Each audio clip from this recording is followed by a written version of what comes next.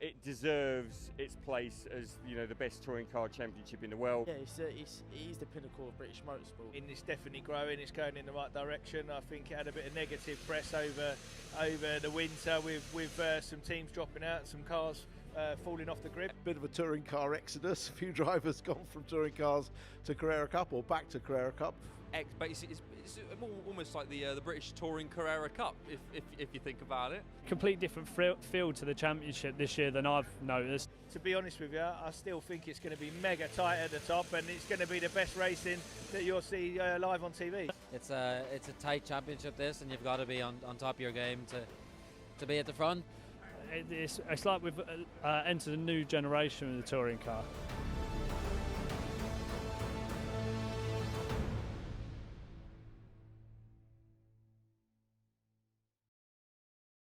As the dust settles on the 2024 BTCC season, now seems like a good time to sit down and have a think, well, was this season any good? How good was it?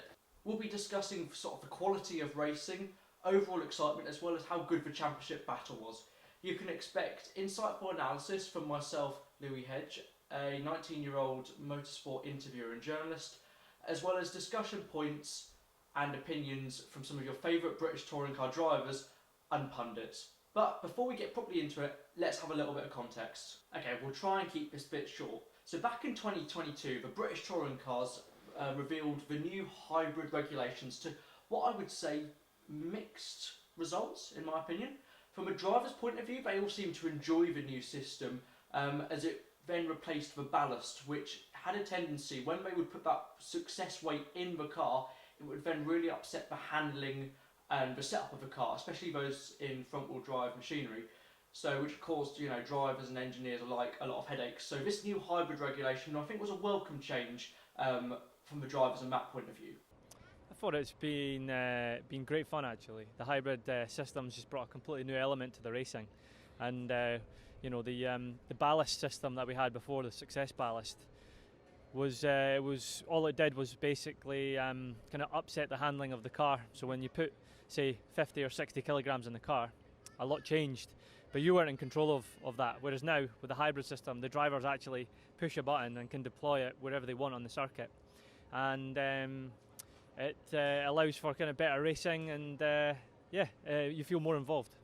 As well as this, obviously, it was good because the whole point of the BTCC is to try and replicate what's going on the road today, replicate the cars that we're kind of aware of and we see around us. So the hybrid kind of was a sensible step in continuing in that direction.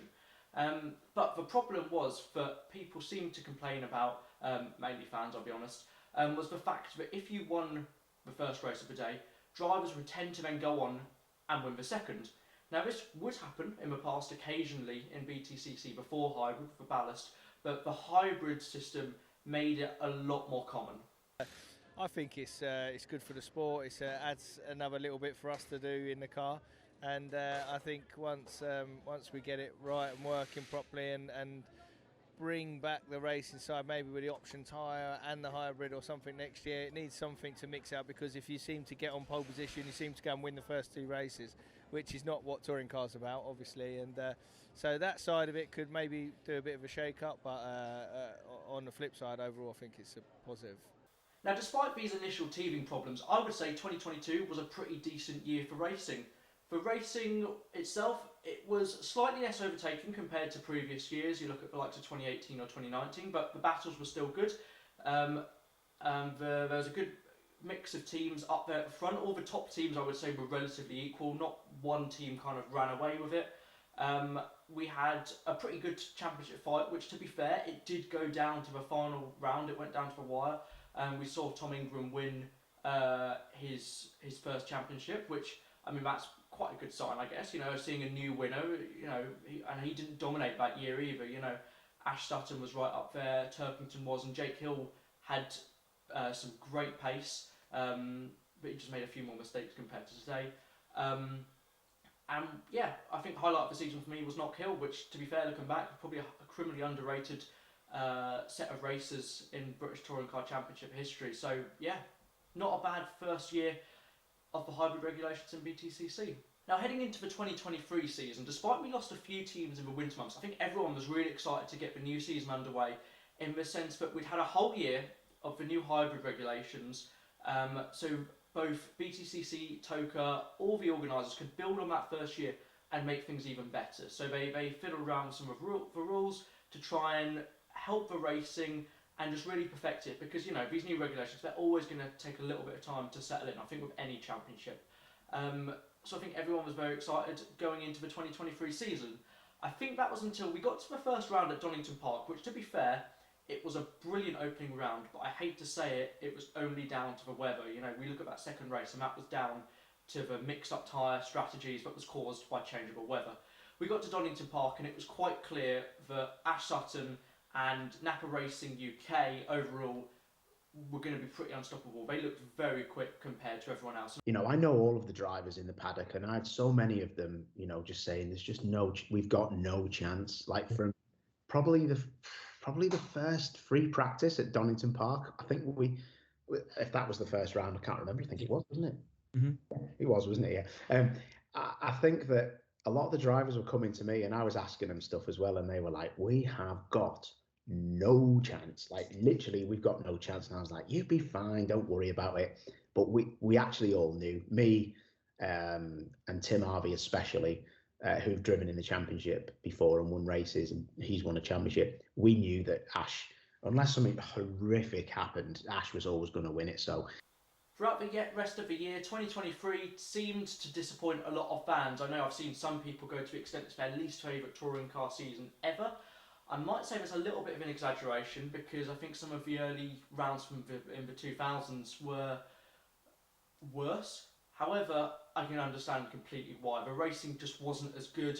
You know, I'm not taking away the great results and statistics and hard work from the likes of Ash Sutton, who went on to win the championship with several races to go, and obviously Napa Racing, because they put in a lot of work and obviously really deserved it. But from a touring cars fan's point of view, I can completely understand why the season wasn't enjoyable. We had a lot of races where, you know, if you qualified on pole, you'd go on to win both race 1 and race 2, and 9 times out of 10 that was Ash Sutton. You know, Napa got 9 out of the 10 qualifying pole positions that season, and overall there wasn't many standout races that season, only ones, like I mentioned before, that had been kind of completely turned on their head due to weather. I didn't really enjoy the racing last year. Yeah. I really didn't, and it was difficult to cover when you're like a big fan.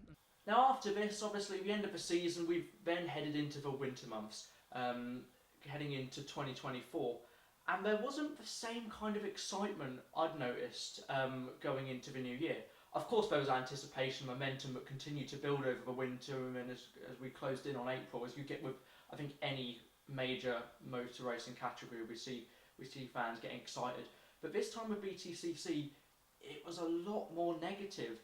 And that was because we saw a lot of drivers and a lot of teams pulling out. The likes of Team Hard completely pulled out, and that was pretty major in the sense that they were running 6 cars last season, which, I mean, that in itself was pretty crazy, probably a little bit too much, but that was a big part of the grid that we then lost. And we then lost a lot of drivers to other categories. Oh, I'm gutted I'm not out there, mate, if I'm honest, seeing all these people and everyone buzzing around, you know, I'm gutted I'm not out there. But bit of a touring car exodus, a few drivers gone from touring cars to Carrera Cup or back to Carrera Cup. But a move from the BTCC, and as you put it, quite possibly the worst kept secret of the off-season, but how's everything been going? Yeah, very well. I've got a bit of a cold, so I'll stand back, but the race car's been going well. These cars are very different to a touring car. Can't take anything away from the fun and the enjoyment I had in touring cars, and the racing in that is super fun. Probably more fun than what it's going to be in the GTs, because the aerodynamics and the ABS and traction control, it makes it quite difficult to follow, and obviously you can't have much contact, so that aspect's going to be taken out of it. But yeah, it's just something that every time I get in the race car, I just want to appreciate it. And so because of this, then fans started getting quite concerned, you know, asking the question, you know, why drivers were leaving, and, you know, questioning, was BTCC in a bit of trouble? You know, a lot of fans were questioning, what is the BTCC going to do? So I think a lot of people were slightly concerned when We lost so many drivers and cars but fell off the grid, and ultimately we then got down to about 20. Still pretty decent, still a very good grid, especially compared to some of the years in the early 2000s. But a lot of fans were concerned. But it was obviously a case of what was best for drivers, and at this point, BTCC just wasn't viable for a lot of them, and it would have been silly to force it. So the financial side essentially were forcing drivers out of the touring cars. Unfortunately, I think this has been coming for a while with costs going up, as I say. And I just think that drivers aren't willing to risk investing so much in it themselves and for their sponsors. And I think it might be time to look at a cheaper alternative, which I think might be a reason why guys like Dan Lloyd and Jack Butel have gone to Porsches, for example. We arrived then at round one back at Donington Park in some very wet conditions, and I think the whole aim from BTCC, Toka and Allengau was to try and avoid having double winners. They brought in some new tyre regulations as well as adjusting the levels of hybrid regulations. So yeah, Donington Park, the opening round, the aim was to avoid getting double winners, and that is exactly what we got. However, Tom Ingram won the first race, which, to be fair, was in very extreme circumstances. We'd had 4 hours of delay because of the rain. We couldn't go racing, and that first race was sort of a parade just to get the day rolling a little bit. So it's difficult to count that because we had more laps under safety car in that session compared to actually racing. So it didn't give the likes of Sutton and Hill and Turkington and all those guys behind to actually have a good attack. So you can't really count that. Obviously, Ingram won race 2, making it a double win, which obviously people didn't want to see. However, the difference in this compared to last year is we actually had a race. Jake Hill had a great start off the line, fought up to the lead, overtaking Ingram, held it for a good amount of the race, and then towards the end, Ingram fought back through very well, Sutton followed him through, and we had a great little battle for second actually between Jake Hill and Ash Sutton. So, mixed feelings after the first couple of races. Yes, it was another double winner, but it's not like Ingram had just sped off into the distance with ease, like we saw with the likes of Ash Sutton last season. Race 3 at Donington was a great classic BTCC race. Lots of people getting their elbows out, door banging, but clean racing as well, importantly, which I guess we do want as well. Aidan Moffat took that win, and he didn't have it easy. It wasn't like everyone else behind him fell over each other. He dropped back initially to about 3rd or 4th, and then fought back through, and he had some tough competition. The likes of Adam Morgan was up there, Rob Huff, he had to really fight with one of his teammates in the other side of the Toyota garage, as well as Colin Turkington and Ash Sutton not being far behind. Moving on to round 2 then at Brands Hatch, much nicer weather conditions, but again a double win. Colin Turkington won both race 1 and 2. Now, it's tricky because we didn't have the rain affected conditions which really scuppered things in race 1 at Donington. But I would say that, especially in the second race, everyone behind Colin Turkington really didn't help each other. They were all fighting out. So again, yes, you could say Turkington had it easy as he kind of sped into the distance. But, you know, it's not like everyone else was really trying to get past him. They all kind of fell over each other. But again, down the order, the racing was pretty exciting. So honestly, can't complain. And again, we had another good race through there. Moving on to Snetterton. Now, you're going to see a bit of a pattern here, but we had another double winner. But this time, even more different compared to the likes of Donington, I would say. It was Jake Hill who did it.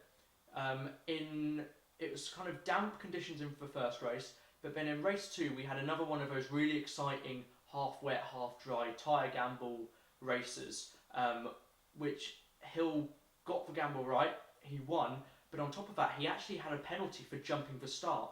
So he really had to work for that win. So yes, on paper, and the history books will say, yes, it's another double win, and the stats will say that, obviously. But in the circumstances, it was really exciting. You had so many things going on during the race, people pitting, everyone on different tyres, Jake trying to pull a lead on everyone else. And, you know, despite, you know, you could say Jake's performance in that weekend as a whole was dominant, it was still really exciting, which is the main thing, really. And again, a brilliant race 3. another tyre mixed session, and we almost saw Jake win all 3 races that day. Imagine the angry fans then. But we saw Rob Huff fight through to get a brilliant win, and all 3 Toyotas were on the podium. So that was a great session in itself. So what we've seen here is we've had 3 double winners in the first 3 weekends, but it's been very different compared to last season, where last year we were all from the same team, and 9 times out of 10 it was all Ash Sutton. This time, yes, we've had both Colin and Jake, who both drive for BMW, get double wins, but crucially, even though these guys, Ingram, Jake and Colin, have all had double wins, they've all kept close to each other in the championship. There's not been just one guy or team that's been dominating. So by the time we get to the middle of the season at Alton Park, the championship battle is absolutely amazing. You couldn't really pick a winner at that point between Tom Ingram, Ash Sutton and Jake Hill. Colin Turkington was there or thereabouts, but suffered some bad luck, as I think his whole season did, to be fair. It could have been a very different story for him.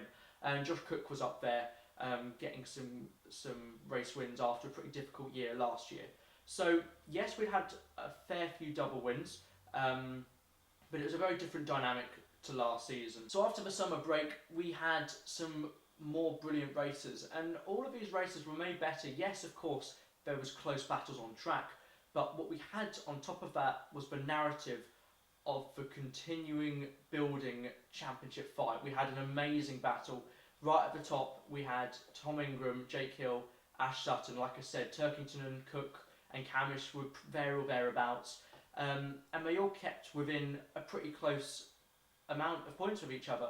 You know, you could argue there wasn't one dominant car this year. Some weekends the Hyundai was absolutely unstoppable. The BMW on certain circuits and in certain circumstances really was amazing, and the Napa Racing Ford, although it wasn't quite as good as it was last year, it was still a brilliant package and allowed for Ash Sutton and even Dan Camish to be kind of up there fighting for wins and the championship as well. Of course we want some great individual races, but to have them as well as a whole 30 race championship fight where we went into the final couple of weekends where all of the drivers were in the championship fight, mainly being Ingram, Sutton and Hill. All 3 of those guys were within a few points of each other, meaning they couldn't really afford, especially at that last weekend, to kind of give position if one of the other ones was quicker, like we'd see earlier on in the season. They really had to fight for it. And going into that final weekend, what an amazing thing to see, having Jake Hill and Tom Ingram joint points going into that weekend. You couldn't script it really, could you? It's all looking good, isn't it? It's you never going to. I wish for it to go to the last race. Yes, I obviously want our team to win, but just as much I've been a fan for so long that for me, being on the grid for the last race where it's still all on the line is what's most exciting, because that last race is then normally chaos. Most third races on race weekends, they tend to be chaos anyway. As we all know, the final weekend was won by Jake Hill, who took his first ever British Touring Car Championship. What an achievement for him, and it's been a long time coming. As well as obviously the championship fight, something I love about the BTCC is there's stories all up and down the grid, and we had plenty of those this year. For example, Bobby Thompson's return to the championship with West Surrey, which only turned out to be a one-off weekend at Snetterton, but I mean, what a brilliant story even still. You're back in the BTCC. First of all, congratulations. You must be over the moon, because there's been a lot of hard work that's gone into this, isn't it? Yeah, it was a difficult winter. I've been in a fortunate position for the team I've come from, where I've stayed there, and budget-wise has been okay. I've been fairly comfortable, but now to go racing you have to find a lot of money. Unfortunately I don't come from money, so we have to make something happen. Obviously we're arriving to the championship 2 rounds late, turning up at round 3. So to get this all over the line is only started happening around about a week ago. So we're forcing a lot through that usually takes about 2-3 months. So yeah. You also had Ronan Pearson get his first ever British Touring Car race win in the third race at Brands Hatch. Obviously it wasn't a happy ending overall with how the end of the season went for him, but still an amazing achievement for him nonetheless, and we hope to see him back next year. So you're a touring car race winner. Yeah, absolutely incredible. Really, really cool feeling. It's only just sunk in, to be honest. I would say it's been a long old journey, long old road to get here, and finally it's clicked and we've achieved something that I dreamt about for a long time.